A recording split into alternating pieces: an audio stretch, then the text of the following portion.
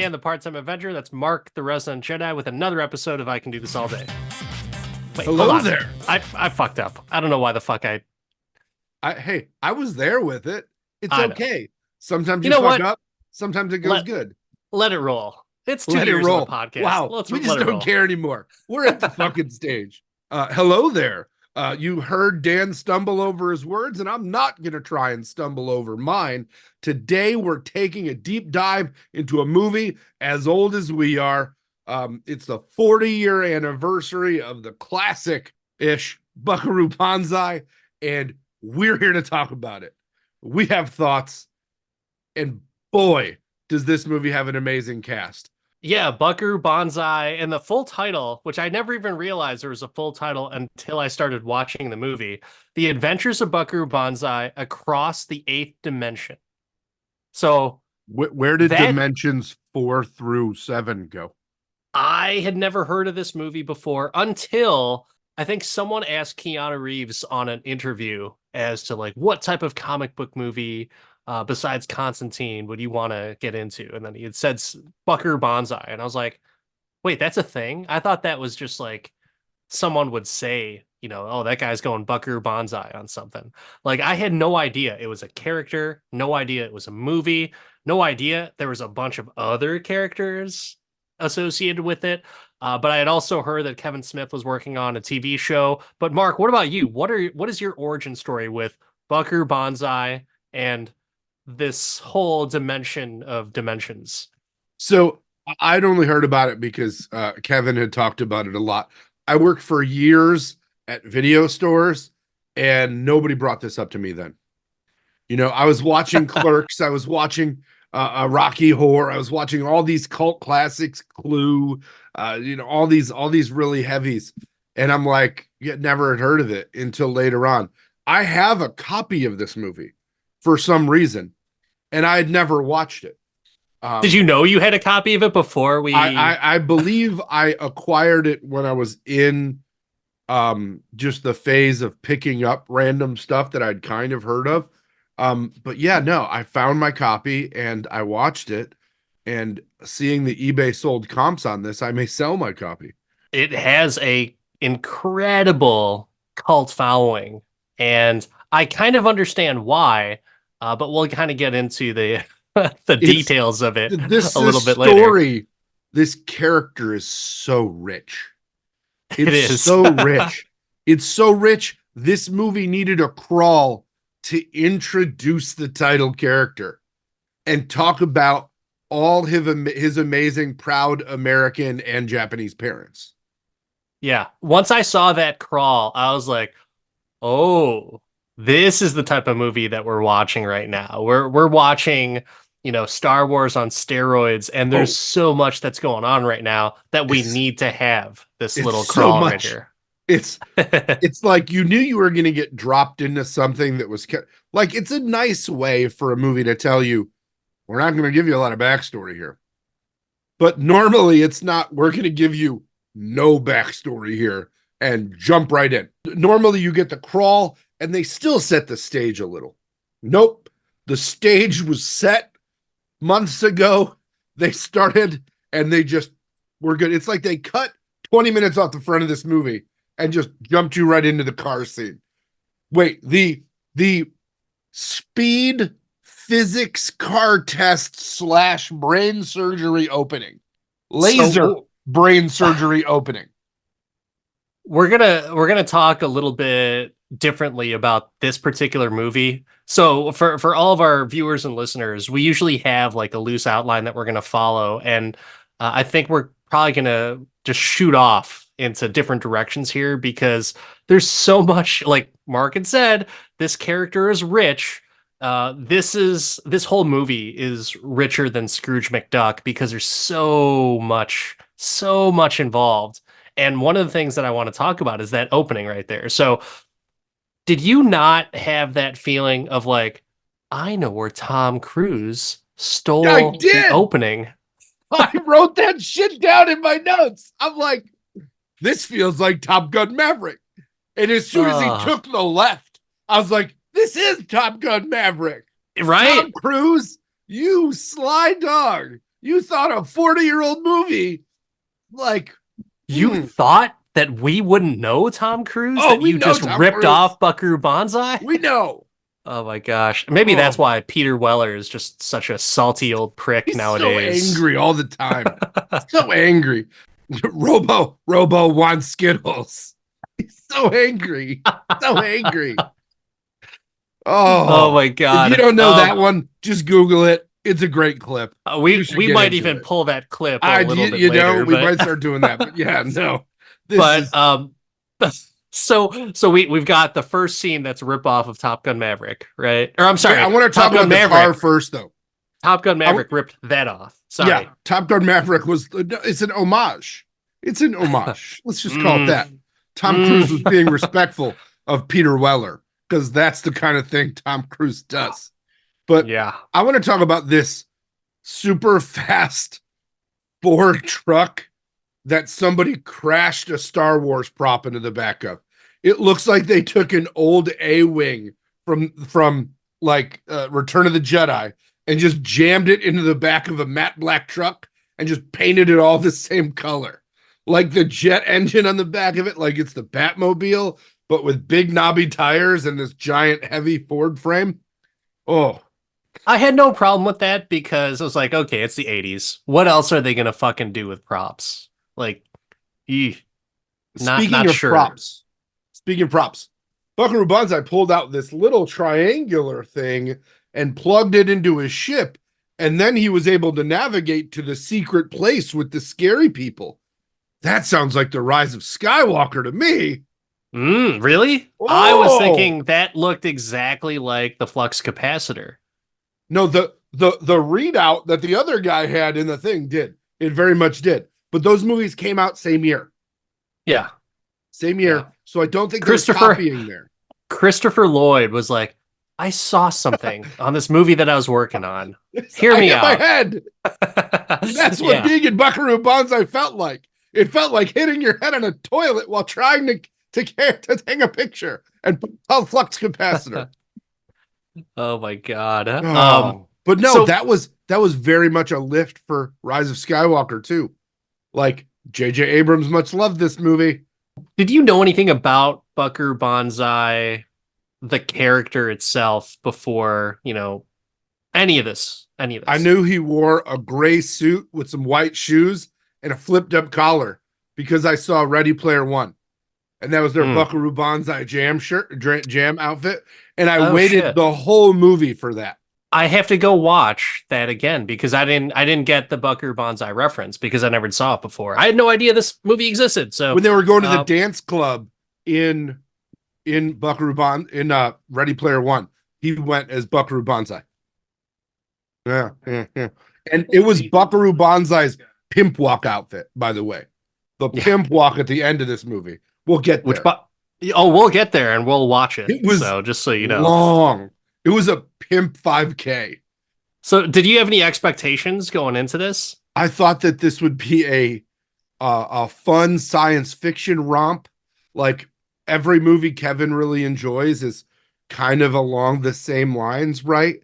It's got some good campy 80s-ness to it, but there's also good storytelling and structure and nostalgia. I didn't know what to expect because reading the cast list and also the premise, I was like, where the fuck could this possibly go? But I was excited because I saw such a lengthy cast list, and I was wondering, like, as we've been trying to find different movies because we've reviewed a lot of movies. We're 2 years into the podcast plus, and we were thinking of, like, oh, what can we watch that's still somewhat on brand? And this is obviously still on brand, but when you take a look at this cast list, a lot of these actors also portrayed other roles in comic book universes. So you got right off the bat, Grandmaster from Thor Ragnarok, Jeff Goldblum, who played almost like a Cowboy Curtis Pee Wee Herman cosplay in this movie. Fantastic. So I was super excited to see him. You've got RoboCop, Peter Weller, Isaiah Bradley from Falcon and the Winter Soldier. Carl Lumbly was in the movie as well. And Surtur from Thor Ragnarok, Clancy Brown. There's a good representation of Like, actors that did other movies in the comic book universe. And but RoboCop, I know, but that kind of came in a little bit later as comic book. you got to give Clancy Brown some Star Wars cred too, because he played a part in Rebels and he was in the new Ahsoka show as well. Was Um, he? he Wow, was why do I he not was remember that? he's in like 2 episodes for like 5 minutes. But you also, I mean, I can't look at Clancy Brown and not just think about what he did to take care of Andy Dufresne. So sometimes you just grab classic actors from amazing roles. And though so many of these characters are involved in different Marvel, Star Wars kind of nerd quote unquote properties, the cast list on this movie is immensely 80s and 90s amazing full. Like It we it talked does have about your Peter Weller. favorite. It has your favorite John Lithgow My from guy John Footloose. Lithgow went nuts on this role, literally, with his weird Italian accent and his giant fake teeth. Like the teeth play. Ellen Barkin, who was in a bunch of stuff in the 80s and 90s, but I remember from Ocean's 13, where she was great in, but she's in a lot. And then you get Goldblum as a cowboy. Love it. Holy shit, that was great. Christopher Lloyd with like a tight perm hair. Like, what's going on with that? But okay. And you get all of these just recognizable 80s characters that are like character actors that are in so many different things. Who else did you recognize from this movie? Because I can go on and on, but I want to go back and forth a little. The main one for me, and it's been a while. It took me a second to like kind of go back to my childhood memories, but there's a certain comedian in this, Yakov Smirnov, as one of the security advisors. And yeah, he's I don't know, do you remember him? Like he was I'm aware of Yakov Smirnov. Yes, Yakov was in it, and I don't think the president in this movie was the Nazi from Raiders of the Lost Ark that got his hand burned on the eye of like. You're right. So many random guys. Um, Dan Hednia was in it. What was that? The dad, his name's Hedaya, right? I don't know. Hedaya? It's my job. Dan Hedaya? It's my job to mispronounce at least one name per podcast. And it's my job to say call it out. What was that? Yeah, but the dad from Clueless and so many other movies, Bill Henderson, who's in a lot of things, but I specifically remember as one of the dads on City Slickers, but he was also the cop in Clue, and he was in the Mel Gibson classic Maverick, but he played Casper in this, the weird helicopter driver with his kid everywhere and a giant gun. That was hilarious to me, that this kid just out of fucking nowhere is just on their little adventure, and I'm just like, dude, wait, where did he come from? So I had to. Was he the inspiration for Short Round? Well, they did it. Buckaroo Banzai did it. We'll rip that off because it came out after. It did. But so that was one of the things I want to say first before we go into the further details of the movie. I have never, for this podcast, and maybe even life in general, I've never had to rewind and rewatch a movie as much as I have for Buckaroo Banzai. Never. I didn't. I just wrote it out. I got to call out one more. Mr. Vargas was in this movie from Fast Times at Ridgemont High. I was like, it's Mr. Vargas. Yes. Because he's in Ghost and he's in so many other things. But I'm like, all of these memorable 80s and 90s faces are in this movie. It is like I don't want to say there's nobody that's like A list, but there isn't. But at the time, no. All the B pluses. They took every single B plus they could get and just jammed him into one movie. The one other character that I'll elaborate a little bit more on a little later, but Lewis Smith, who played Perfect Tommy, I think I had talked about this before, at least on a sidebar conversation with you, maybe even on one of the podcasts. But one of the WFLD movies I would always watch as a kid because they always played it on repeat was The Heavenly Kid, starring Lewis Smith and a certain Malcolm in the Middle's mom. Such a great movie, and I was super stoked to see him the second he came on screen because I knew that was like, holy shit, this guy's gonna be awesome throughout this entire movie. Lewis Smith. Let's go into the plot. I The want to hear plot. your version of the plot. Oh, can I give you my version of the plot with movies that either were ripped off or inspired by? Sure. Maverick's test goes well. They find an alien pod. They are here, and then we see them. And then what's the end part? How does the end go? Exactly. That's exactly what it is. It's there you go. It's Prince Congra- Charming. Prince Charming's shocking kiss ignites passionate ending, and then pimp walk, and then the beginning of Saturday Night Fever happens, but with different music. Does that sound right? Fair enough. I'll accept it. I'll accept it. So that is your version of the plot. Like I said before, I had to rewind this so many different times. I still can't tell you what the plot is. But what I will do, and what we're going to do for the podcast today is I've got the Wikipedia pulled up.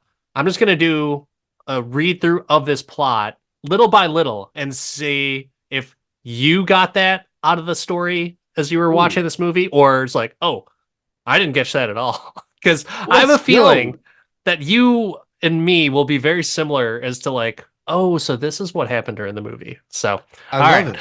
So right off the bat, and this is all off of Wikipedia. Shout out to Wikipedia, fans of the podcast. But Thanks for the content, Wiki. Buckaroo Banzai and his mentor, Dr. Tohichi Hakita, Wait, perfected. time out. The Tahiki Wahichi guy, that What? was such a ripoff of Iron Man 2. Or Iron Man 2 is such a ripoff of this movie, right? Because Venchenko is John Lithgow. Sorry, you just sparked it in my head. That's Okay. another one.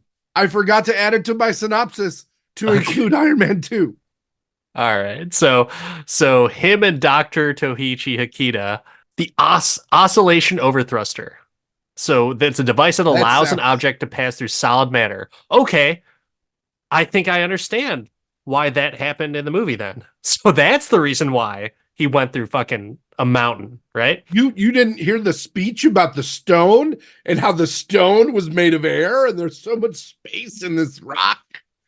I didn't understand, Mark. I just don't get man. it. So you got it, but I didn't. I got it. So that's okay. I got it. It didn't make it better. I just got it. right. I heard what he's saying. So let's go on to the next part of the plot here. So the next part is Dr. Emilio Lizardo, incarcerated at the Trenton Home for the Criminally Insane, sees a television news story of Banzai's successful test. Doctors Lizardo and Hakita had built a prototype overthruster, but he tested it before it was ready and became stuck between dimensions. He was attacked by aliens until freed by his colleagues, emerging changed and violent. Do you remember that? That happened off screen. I thought that he broke through the wall and had a head injury. I thought that he had CTE. Okay, fair enough. But he, understanding that Banzai has finally accessed the 8th dimension, which I guess that's where he was, the 8th dimension, Lizardo escapes the asylum and plots to steal the overthruster. Interesting. Did he make his own overthruster? I don't know. I couldn't tell you. And I'm not sure. Second.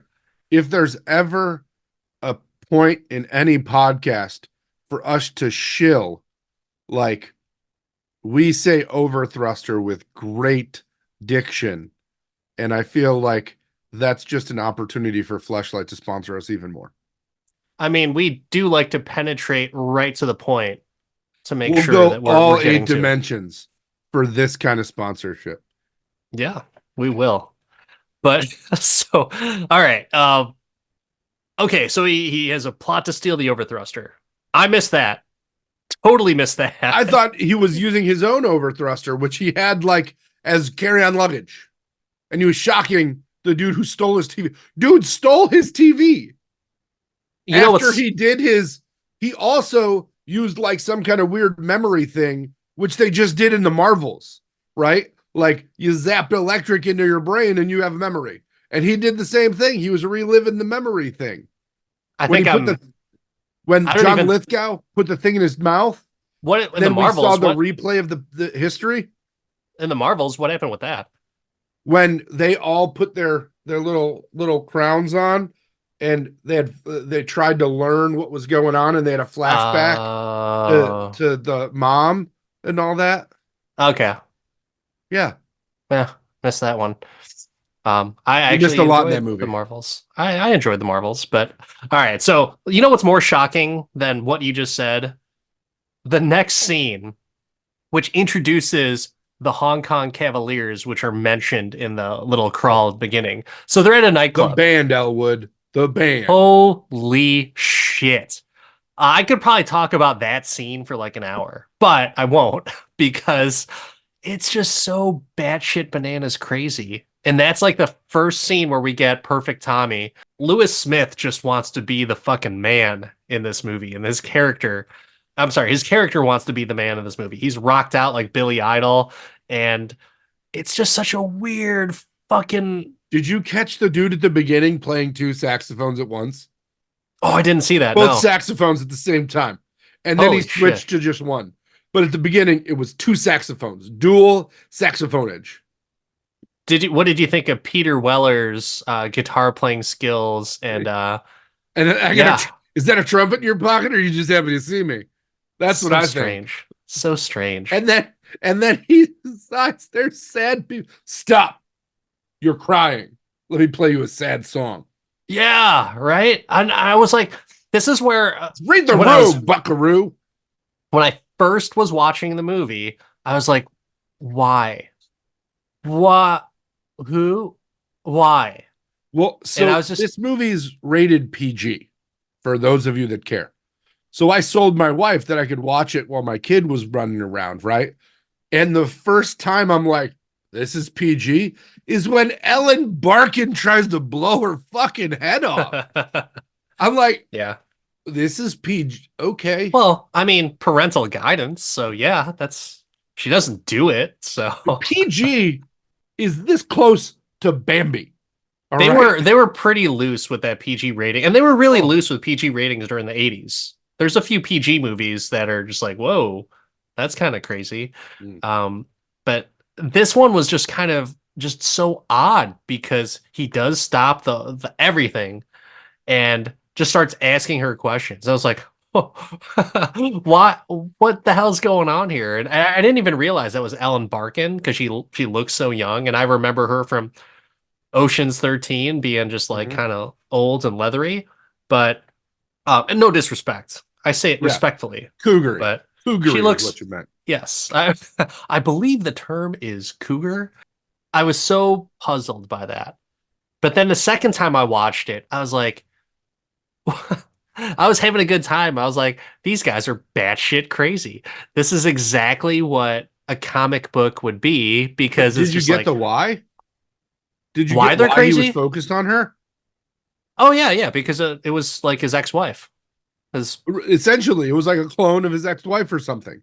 yeah, and okay, so fast forward a little bit. We'll go back to the plot synopsis, but then she's asking him like unrelated as to like who am I? What am I doing here? Whatever. It's like not in the original context of what is going on in the movie. And then he's like, all I can say is that you're an identical twin sister of the woman I married.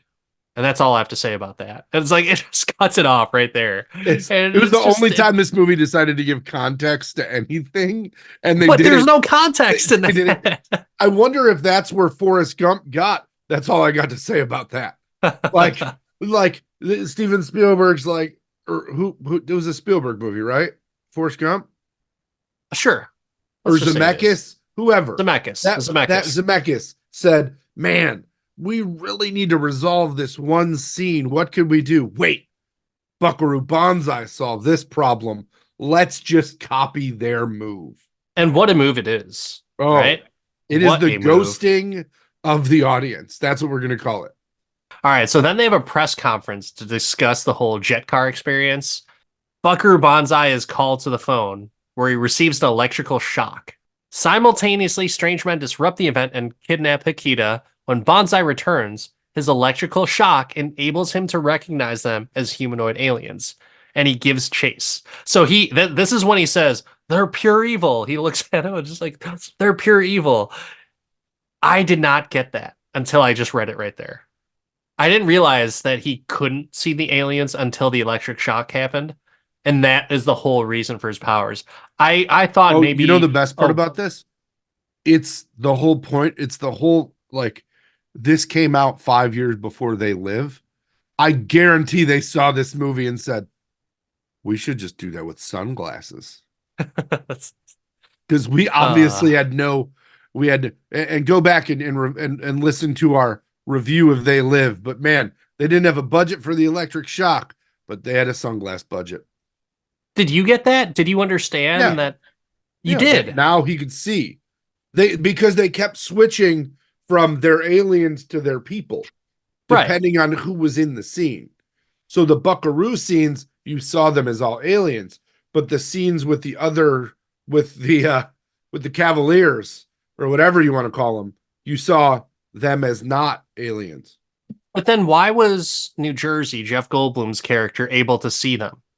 Didn't he touch him and get shocked to get him out of the phone booth? Oh, maybe that's the reason. Like maybe it was from some static cling. I don't know. Or yeah, that's Jeff that I Goldblum didn't was understand. the Fly. It could have been that. His reaction during that scene, just everyone's reaction in every scene, bashful, ashamed, to really interested, to really jazz, back to like, it's just such a range of emotions. It was almost as if happened. Hold on, it was almost the director just said like, "Hey, I want you to play every single emotion because you don't know what you're feeling right now." I really think, and just like let it roll. Just go ahead and let it roll. No, I don't think it was the director's fault. This is what I think happened. I don't think it's the fault. I think it's his direction of like, have fun with this. We're in this crazy world, and you guys are fucking crazy. So just have at it. Listen, I'll tell you. Action. A young, strapping, sexy Jeff Goldblum walked on set, and nobody really knew who Jeff Goldblum was in '84. Like, he wasn't huge. And he just started Jeff Goldbluming. And everybody was like, holy shit, this guy's amazing. I need a Jeff Goldblum too. And the whole cast just Goldblumed their way through this movie, and it was amazing. One of the things that like I didn't understand, so like during that whole chase after the aliens, that's when Clancy Brown's character, who I believe Rawhide is his name, I had to watch that scene like 3 times over again because I don't know how he died. Did you get it the first time that you watched it? That die. Like, he was hurt. He was back at the end. No, he died. But he was in the pimp walk scene. I know. He just came back for the pimp walk scene. He died. Sorry, Clancy. So you didn't realize he died? No, I thought he was just like incapacitated. Yeah, so it was like that. I thought he died, but then he was back, and I was like, oh, he must just be back. Yeah, he wasn't back until the very, very end. I think just for that final thing. What end? There wasn't an end. There was a cut. Right. Yeah. Cut. Though they were on their pimp bus, like that was such a pimpin' bus, and we'll get there.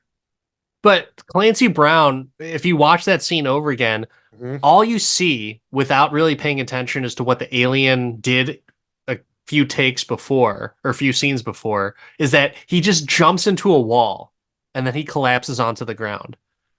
So I didn't even realize, like, why did that happen? But I guess the alien spat out that little spider thing and it hit him and he was blocking Buckaroo from it.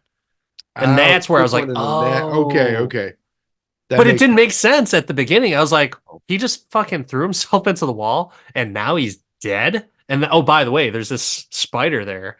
And Carl Lumpley comes out, and he turns out that he's like friendly, but they really zoom in on him squashing the bug. Such an unnecessary focus. Yeah, just an unnecessary focus on that, but it was just like so crazy. You know how And much I that bug guess, cost them to make? They needed to zoom in. They need to get their money's worth out of that yeah, prop. I need to talk about something though.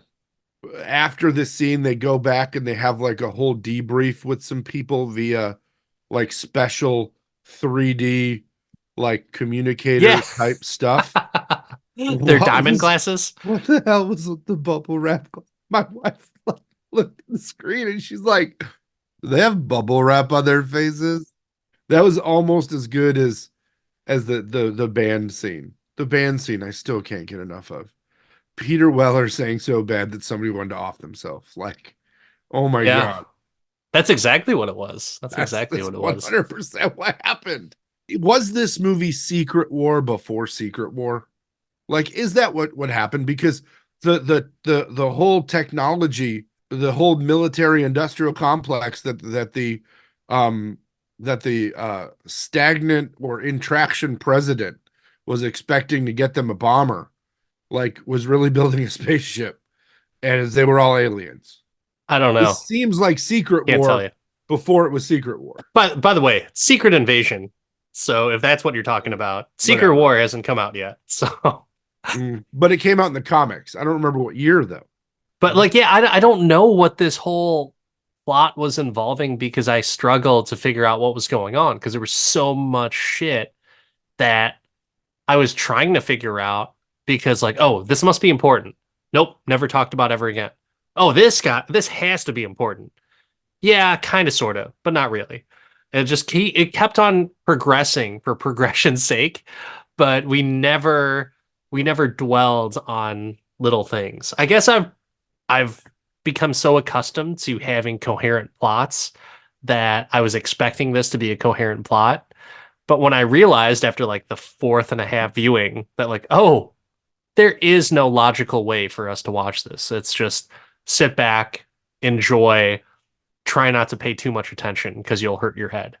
Let's see. You've got now Lizardo's failed test of the overthruster in 1938 allowed the Red Lectroid's tyrannical leader, Lord John Worfen, to take over Lizardo's mind and enable several dozen of his allies to escape.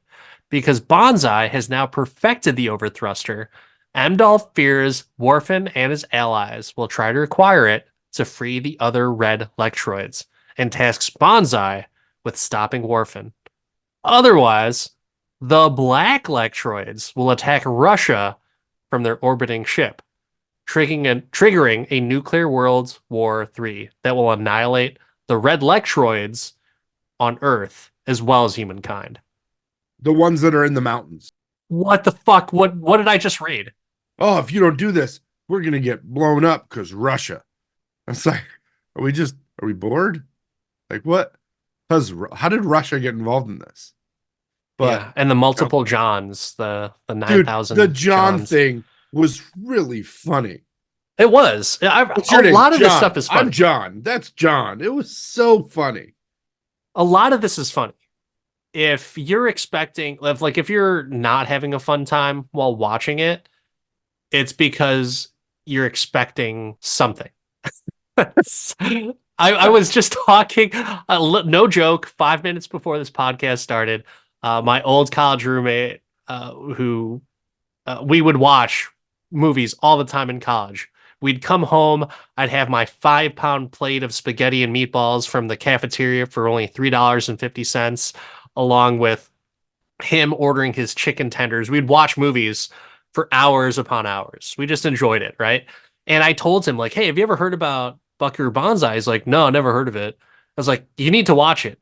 But here's the catch to that. You need to travel back to 2004 when you just didn't give a fuck.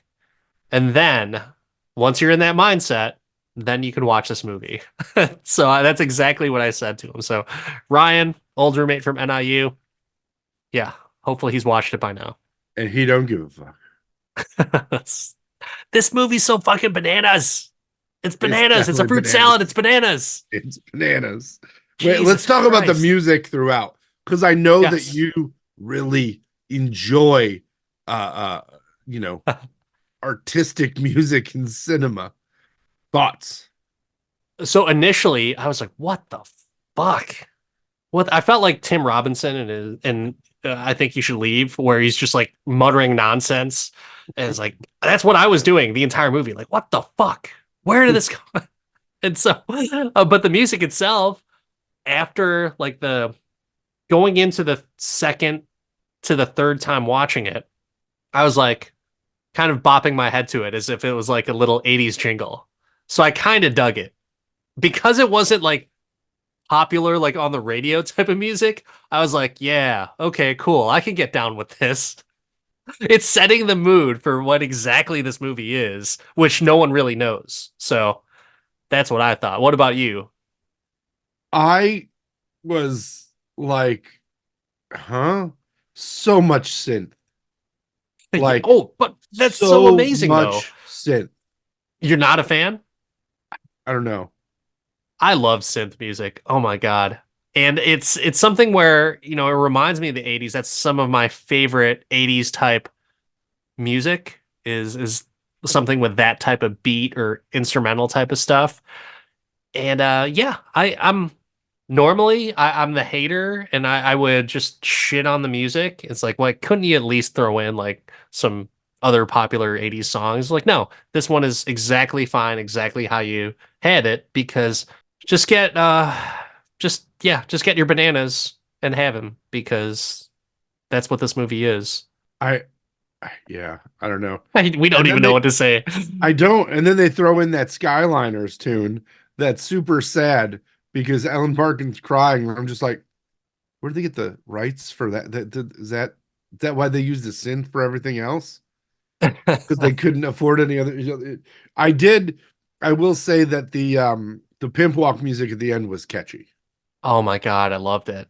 I fucking loved it. So Is fucking like it's like they hilarious. used the same set from Grease where they had the final showdown race, but they just walked around and they had spray painted Buckaroo Banzai on it. So the whole aliens versus aliens and Earth type thing. Did you understand it? I understood that it was about color, but color was not discernible to us. And I just was like, okay, so the aliens are bad. Got it. But not all of them. No, not the The red Rastafarian Lectroids, one. right? The red Lectroids, is that am I getting No, the that red right? ones Those were bad, the black ones were good. uh Again, the okay. Rastafarian guy was the good guy. Yeah, but Carl Lumbly. But I thought he was one of the red ones. No? No, Maybe. Maybe not. he was the good one that came down in the big ball of shit that was Yeah, rolling but he was around. red, right? No, Were they not going literal of like red Lectroid is like their red color? Or am I like off? I thought he was I don't know. I don't know. I I thought he was know a black Carl guy. Lumbly is black. That's But 100% Carl certain. But Lumbly came down from the ship that was orbiting in the big pooper. That's the how you big knew he pooper. was the in the big dung ball. What about the fucking so like this is a 1984 movie, right? What about the fucking special effects Oh, they're so that are good. used? Oh man. I I loved them with a love that runs deep. And then you've got just nonsense names like Yo-Yo Dine in there. So they have to go to Yo-Yo Dine. And I'm pretty sure they just like Peter Weller made that name up. I think he was just like, I don't know what the line is. I'm just gonna come up with something right now. And Yo-Yo Well, Dine stuck. I mean, let's be honest. Yo-Yo Dine, Cyberdyne, it seems like you just put Dine at the end and it's an evil corporation. Which I now I'm looking into this plot. You are right. The Red Lectroids were the bad guys, I guess. Then all of a sudden, like Banzai enters Yo-Yo Dine headquarters alone. The Cavaliers follow. Reinforced by several groups of the Blue Blaze Irregulars, civilians recruited to assist the Cavaliers when necessary. What? They were Swifties. The Swifties came to the show. That's That's what so happened. fucking crazy. So Remember when they crazy. came to the door, they were like, "Yo, I'm not Buckaroo. I'm a Blue Blazer guy." And I'm like, "Your blazer is not blue, sir." But he took the donut box, and it was, you know, it was all good. So funny. But during that scene where Jeff Goldblum, New Jersey, and Pecos, I think that's what the guy's name is, as they're walking by, and he's like, "Why is there a watermelon right there?" It's like, I'll tell you later. It's Can we like, can we talk about when Jeff Goldblum gets picked up? He is a brain surgeon that had cowhide bag, shorn sheep chaps. Have you ever seen? So you travel a lot. Have you ever gone to baggage claim and seen some cowhide bags? Because I have not. And I have gone to Texas multiple times and I've never seen it. And I'm really sad that that was the first time I'd ever seen it because I was like, that's both awesome and the tackiest thing ever all at the must same time. must have been an 80s thing, I guess. Oh, But and he I had loved it. the full button shirt the whole movie, just rocking Hilarious. it. Just I only Goldblum pulling it off is all I'm gonna say. well, Lawrence Fishburne as Cowboy Curtis in Pee-wee's Playhouse definitely Oh pulled yeah, off that buddy. look too. Yeah. So maybe he took Jeff Goldblum as It was an inspiration. homage to Buckaroo Banzai, is what you're saying? I think so, right? I think so. I mean, so Oh the gosh. the influence of Buckaroo Banzai is all over the place. I think Limitless. there's people that like myself who had never seen the movie just Oh. don't catch on to it because we just didn't make that connection. But the Life Aquatic of Steve Zissou had a lot of homages to Buckaroo Banzai, including that little pimp walk at the end. So craziness, Oh, craziness. that's so great. But all right, so let's try and finish up the rest of this plot here and see if like this is something that we got from the movie.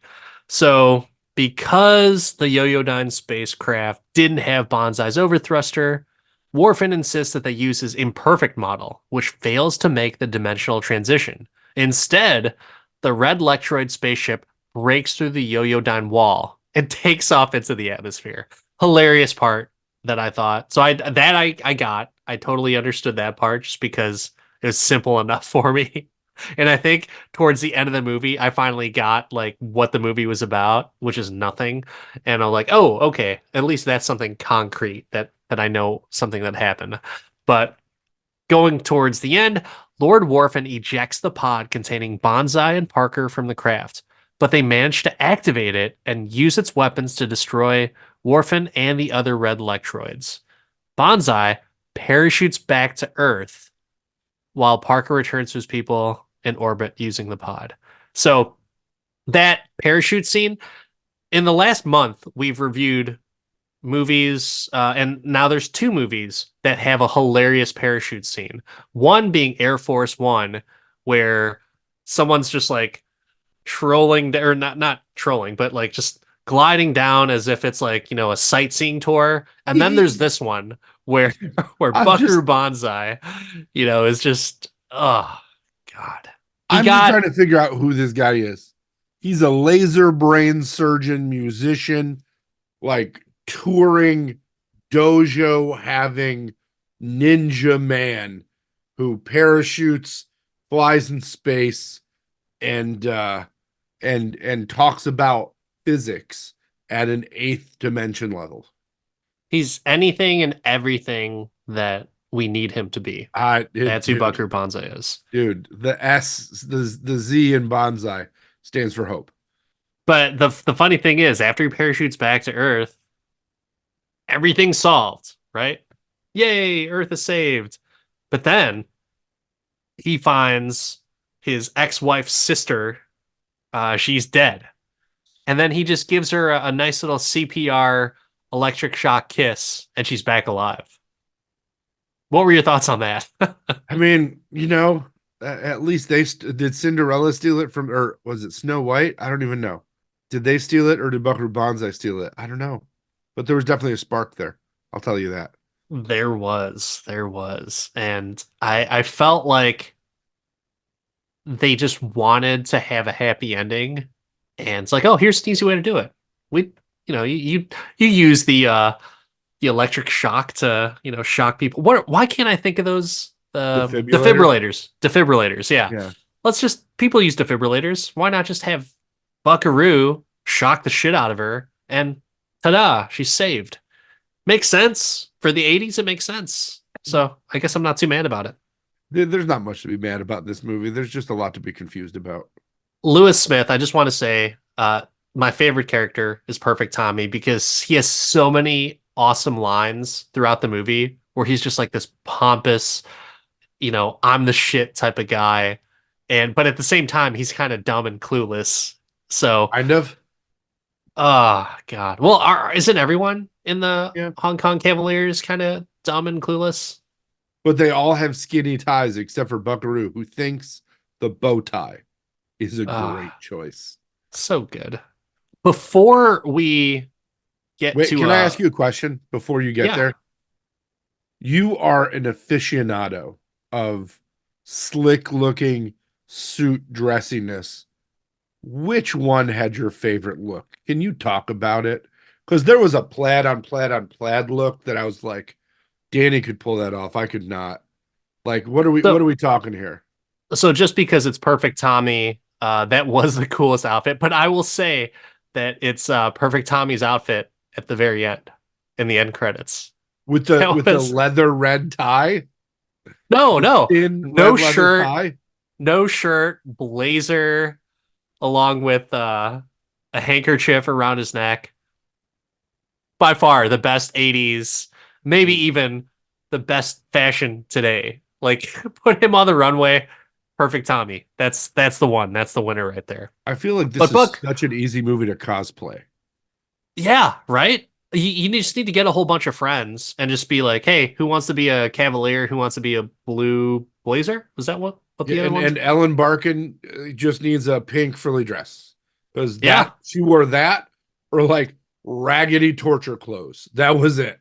I feel like after watching this, we need to do something special for the podcast before I ask that pivotal question. But right now, we are going to watch a little bit of fun stuff, and it's the Buckaroo Banzai end credits. Oh, yes.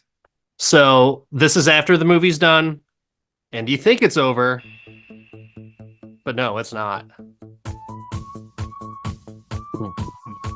Oh.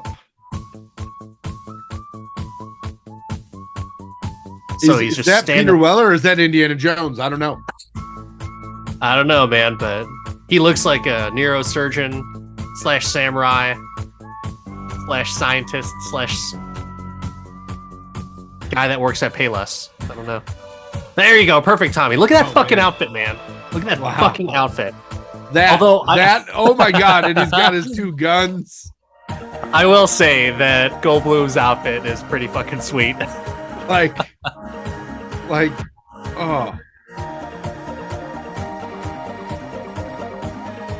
Clancy, see, Clancy Brown's alive. Rawhide's back. He's alive. One of them has a bowler tie. And then Carl Lovely just strolls in out of nowhere. No. And then, your dress is back. That's good. He's got dirty white shoes. White shoes with gray suits was the thing in the 80s, apparently. Double belt. Oh. The double belt with the leather skinny tie. I can see you rock that. Look how Goldblum is just so excited. Goldblum's just like, yeah, this is awesome. So happy to be there. And then there's the samurai. Yeah. But that's not him. It's not Buckaroo. No. What's with that hat? Like, what is that? That's your boy. Oh my God. Hilarious. Frosted everything. Freaking hilarious. And then this guy is like straight out of the 1930s. He's gonna that guy up your car. He looked like Christian Slater's older, fatter brother. And then there's a wall. Everybody and then turn there's left. the kid. And it's Webster. They brought the kid back. The kid left his gun at home. Oh gosh. Guys, we got some extra film. So we're just gonna spray paint something. So apparently, for this scene, the movie had already been shot and it was all done. and they called people back to shoot that. So they shot that extra. And Lewis Smith was like, I'm done with Perfect Tommy. And then they were like, yeah, we want to do one more thing. And so it's like, all right, cool. And so he just went fucking full out, no shirt. And then like the He actually showed sequence. up to the shoot like that. They're like, you don't need wardrobe. Yeah. It's perfect. That was one of the things is like he got rid of his outfits because they wanted them in the outfits that they wore throughout the movie. And he's like, no, I'm gonna do something brand new. And so he just shows up that way. Goldblum was so excited to put those chaps back on. He's like, obviously, "Woo!" obviously. So happy. And did you notice that halfway through the bow tie came undone? Because now it's cool time. You can't hold a buckaroo Turn down. left, bow tie off. Yeah. Oh man. After watching that amazing scene, I've got a question for you, Mark. When it comes to Bucker Banzai, can you do this all day? No. No. I don't know that I'll ever watch this again. Though I will pick up on its references now and see it in other things, but like I get the campy, I get the cult classic. I like story, I like backlog. When that scene came on right before it, they said catch up with Buckaroo Banzai in the next adventure. I'm like, they were thinking about a sequel when they made this. They were very progressive back then. They when did they were... not. It didn't. In case anybody was wondering, people have tried and failed to get anything Buckaroo Banzai off the ground again. Kevin Smith has been trying for years. Nothing. So, the answer, my friend, is no. I don't hate it, but I'm not just going to be like, man, you know what I need to watch today? Buckaroo Banzai. No. But maybe that's just me. Maybe I'm not meeting in the room right. So I have to ask you, Dan, after that pimp walk, after that really catchy synthy music, and just all of those rock solid outfits, can you do Buckaroo Banzai and the Adventures in the Eighth Dimension all day? So I've never had to rewatch a movie for a podcast as many times as this and still not understand it. I have never been so angry, confused within the first 8 minutes of a movie. What? Never. You watched Never Nothing been But so... Trouble. I don't know that I believe you. I was okay for the first 8 minutes of Nothing But Trouble, right? So I was like so angry, and then like I had to rewind, watch it again, and then I was very frustrated with this movie. And then as I continued to watch it, oh, that's funny. And then I started watching some of the interviews with John Lithgow and Lewis Smith and Kevin Smith, who was doing a panel for Buckaroo Banzai with Peter Weller and John Lithgow. I started to understand that they also knew that this movie was fucking bananas too. So why did they make it? Which made me even more intrigued. So I spent a good portion of this evening. I won't say during the day because we work during the day, to be clear. But I spent a good portion of the evening watching interviews with Buckaroo Banzai, reading articles, and man, I think I can understand what it was trying to do. It wasn't trying to take itself too serious. They did a lot of this stuff on purpose, just to make the movie a little bit more fun and just kind of loopy and random. And so, you know what? I can respect that. If you're trying to pawn this off as a movie that's good, and it's like, oh, you got to be in this and you got to watch it because this is just like the best movie ever, then you're going to be sorely disappointed. However, if you go back in time, travel back to 2004, like my old roommate and I into our college years when we would just watch movies and just have fun with them and either laugh at the stupid, silly parts or just cheer on at those stupid, silly parts, then you'll like this movie. Because this movie is talking about the eighth dimension, I think I traveled to the eighth dimension as to where this was actually funny and entertaining for me. So Yes, I can do this all day. And I probably will have another movie night with the family and we'll watch it as a family just to see their reactions as to how this movie unfolds. Oh, you didn't So, watch this with the fam? no, I just watched it by myself because I knew that, like, oh, they're not going to like this because it just Oh, seems too bananas. I love And I love that it's now a torture exercise for you. I just want to see the reaction. Mm. And I want to see, you know what I would love to see is I would love to see some of the viewers' reactions to the movie because that is Would you go something see that, this in a theater? yeah, oh fuck yeah. Especially if there's other people there that like the movie, I would love to get into that enthusiasm as to why they like it. So the same reason why I think you and your wife have gone to showings of Rocky Horror Picture Show because Mhm. the ambiance is like part of that Yeah, thrill and yeah. the appreciation of the movie. I think this could be the same scenario. So yeah, Hey, Buckaroo Banzai, better in numbers and better if you leave your mind at home because you're traveling to the eighth dimension where things are a lot more funny. So no. yeah, man, it's a surprise. I was like so mad. The first time I was watching through it, I was like, I think I might ask. I was this close to texting you and saying like, hey, do you want to watch another movie for the podcast or just do No. something else? As soon as I started watching and it was terrible, I'm like, this is gonna be so fun to talk about. It is fun to talk about, and it would have been fun to talk about even if I didn't like the movie. So I think it was a good time regardless. So I'm glad that we checked it out, and it's about time. 40-year-old movie, 40-year-old men. That's what we are. That's what we'll do. But until next time, we'll come up with either something more recent or maybe another 40-year-old movie for you. But until then, I'm Dan the Part-Time Avenger. That's Mark the Resident Jedi. Like, subscribe, let us know if you're in on Bonsai or Bonsai out. But until next time, yeah, well, let's just end it abruptly like they did.